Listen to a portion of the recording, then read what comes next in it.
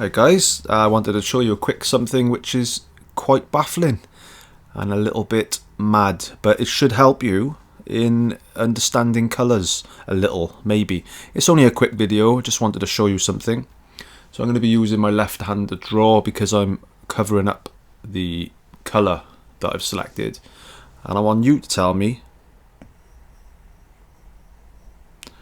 what colour am I painting with there. Now, what are you thinking? What are you seeing? Yeah, you thinking like a blue, a really desaturated, cool blue? Is that what you're thinking? But watch.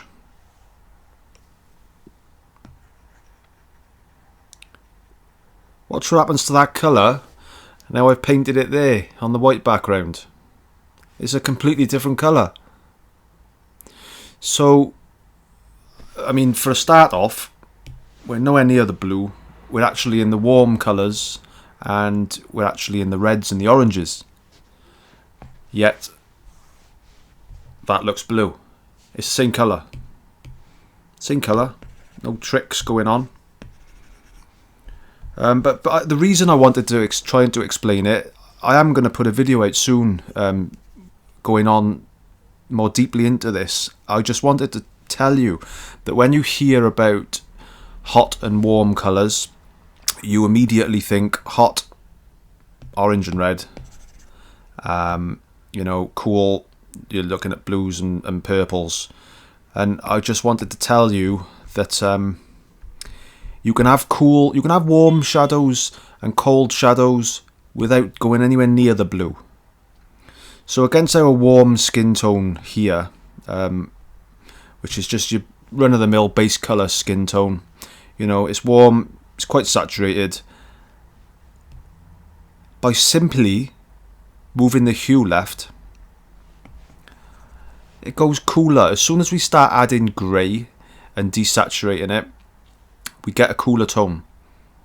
So we can incorporate this into our shadows, rather than getting confused and shifting off over here and trying to find a shadow colour over there, which you might.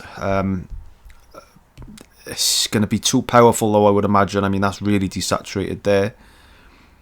So what I like to do when I'm looking for cool shadows is maybe just dip a little bit to the left on the hue. So we're actually in very, very hot colour territory. We're just going to go down, desaturate, and to the left. All of a sudden we're painting with really cool colours, which come out looking blue against our warm background. It's just a little food for thought on how colours can really play with your eyes. I mean, our brains can only observe so much. They run on what light is let in. And it's one of them things. It's all very complicated. I'm studying it myself. But here's a little prime example. Let's say we got some eyes. Some eyes, and you're always looking for the colour of the iris. And you go to blue. You put a blue iris in and you think, what's going on? Why does it look cartoony and it's just not eye colour? Whereas if you select from a photograph and you hold your finger on it, you'll see it's never actually in the blue. It's always kind of browns and yellows, but it's what it's playing against.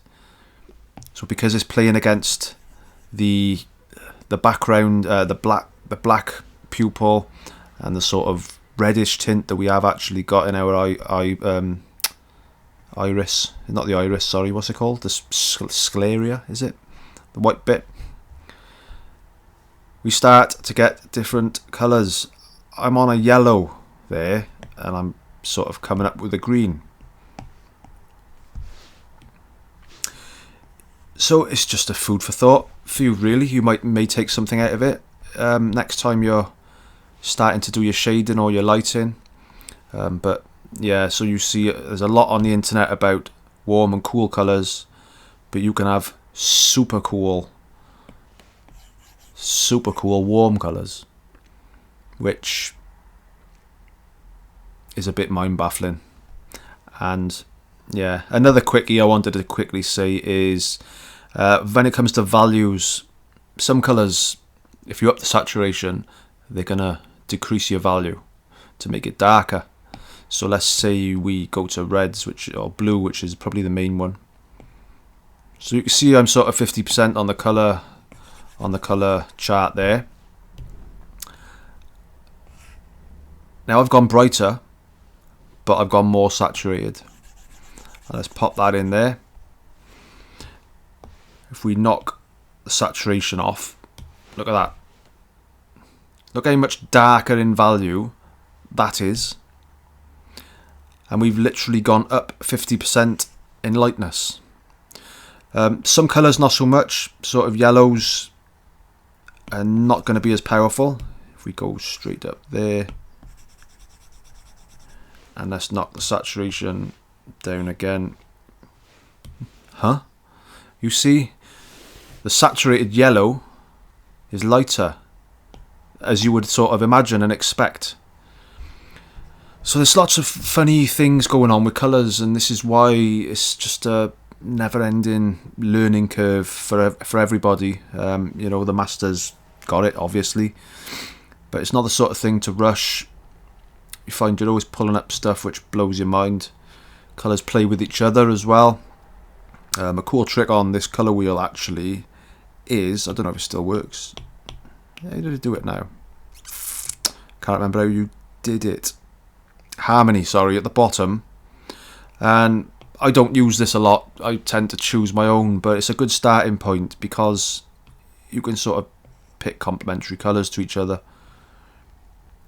So if you're just looking for a random coloured background that'll work well with something, go to complementary colours, pick the main colour of your focal point and pick the complementary. So if you're doing a face, you know, you're going to be sort of in the oranges and the warm colours. I mean, you will learn these. You'll sort of know that your blues are opposite your oranges, you know, your reds, and it works like that, but it's a good starting point. So if you have got sort of a skin tone colour and you're looking for something to complement that, then there it is, and that's what's gonna make it look punchy and nice.